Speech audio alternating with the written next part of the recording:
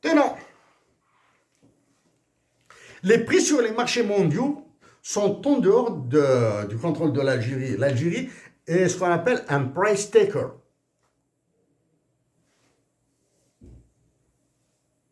La décision de surévaluation du dinar est souveraine. La monnaie est un instrument de souveraineté. Donc, je décide de l'augmenter, d'augmenter sa valeur ou de baisser sa valeur. Jusqu'à maintenant, ils n'ont fait que baisser sa valeur. C'est dramatique. Maintenant, est-ce que le FMI et la Banque mondiale vont accepter ça? Puisque ce sont eux, c'est le FMI et la Banque mondiale qui ont imposé la dévaluation du dinar. Du dinar. Vont-ils accepter ce déjugé en acceptant la surévaluation du dinar? Non. Normalement, non.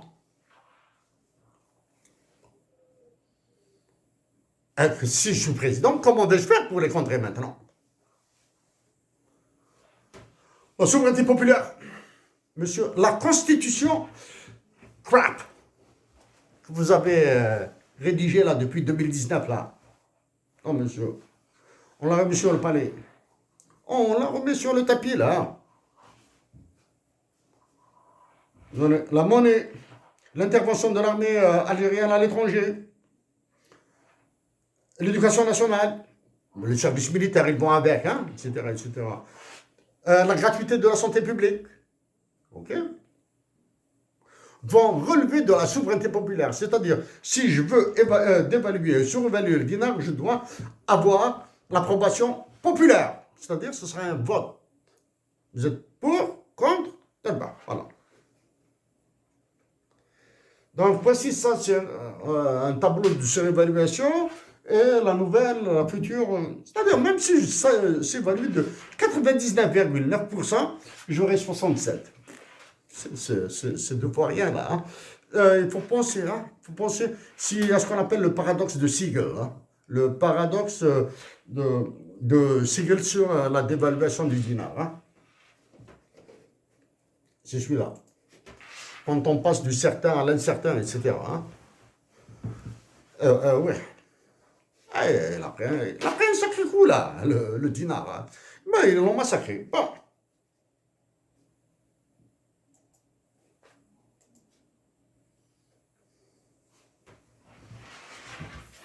Ici, je suppose, hein, c'est une situation réelle, hein, elle est réelle, mais je suppose, comme ça, que l'Algérie exporte uniquement du pétrole et du gaz, en plus, et elle importe l'intégralité de son blé. Hein. C'est une hypothèse assez forte.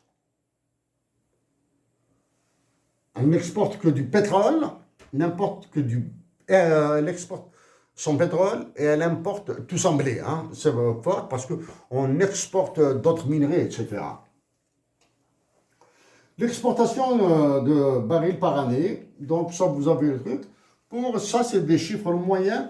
L'Algérie a exporté 283 970 000 barils. Hein. Ça, c'était pour 2022 ou 2023. OK? Les chiffres de 2024 ne sont pas encore prêts. C'était en 2022 ou 2023, donc elle a exporté 283 970 000 barils. Ça, vous pouvez revenir ici.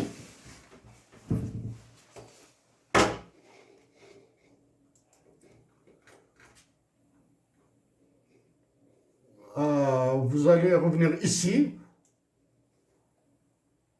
Vous allez trouver des petites choses là, hein, des petites choses assez sympathiques là.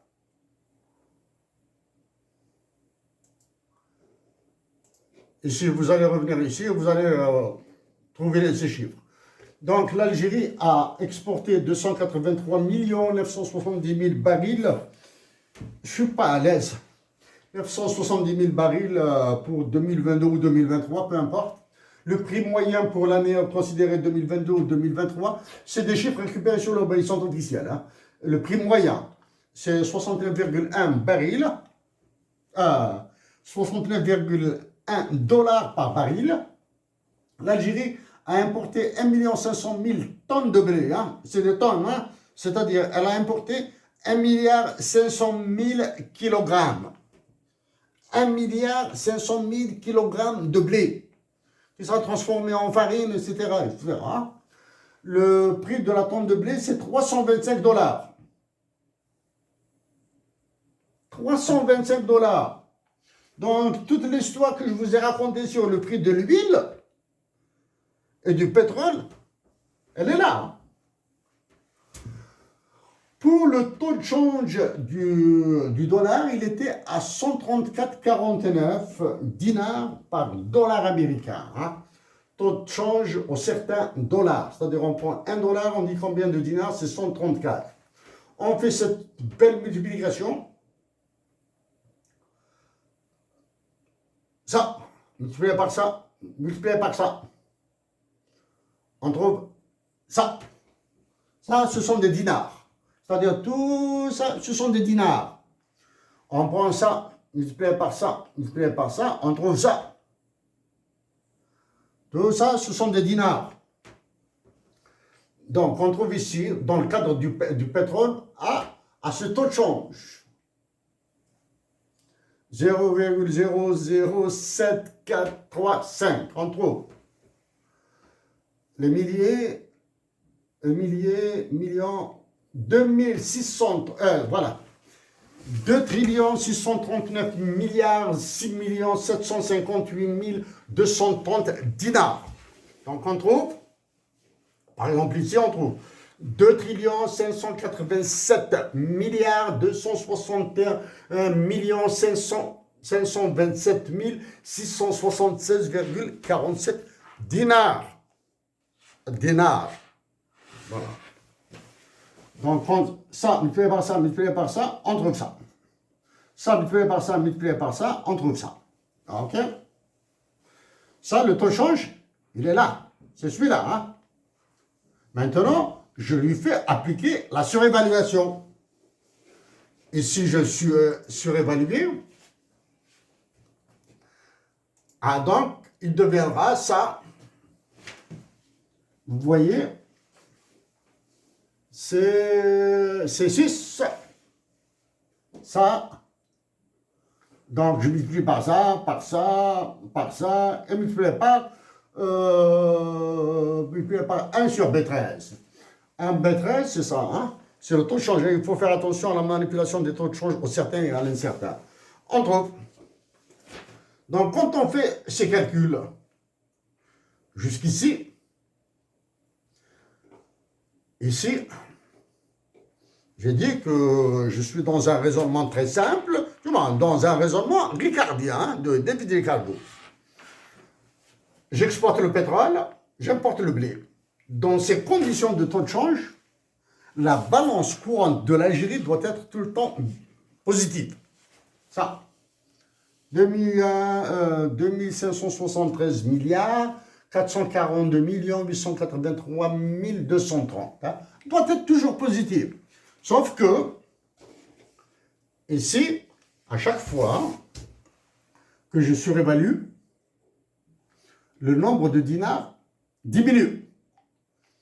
Bon, tant que ces deux, vous vous en foutez, donc il faut voir le chiffre après. Le premier, 6, 5, 5, 5, 3, 1, 0. Hop, là, ça passe à 1. Donc ici, on s'en fout du 1, on passe. 8, 8, 8, 7, 7, 6, 5, 5, 5, 3, 3, 3, 3. Donc, le nombre de dinars diminue. OK? Le nombre de dinars diminue. La balance en dinars va diminuer. Elle passe de 2 à 1,2 trillion de dinars. Tous les chiffres en dinars vont diminuer parce que le prix du dollar a baissé. J'ai appliqué une surévaluation du dinar. En appliquant une surévaluation du dinar, donc j'ai fait baisser la valeur du dollar. D'accord? Qu'est-ce que ça veut dire ça? On va ramener ça. Ça veut dire que, imaginez une personne, un géant, qui peut mettre tout le pétrole qu'il veut qu'il exporte dans un sachet, qui va ramener dans ce sachet le blé dont a besoin l'Algérie. Un sac et un sac. Un sac comme ça, hein? Un sac. Il prend du pétrole dans un sac, il ramène du pétrole dans un autre sac. Dans un autre sac. Ça veut dire qu'ici, il prendra moins de pétrole. Prendra moins de pétrole. Et il achètera plus de blé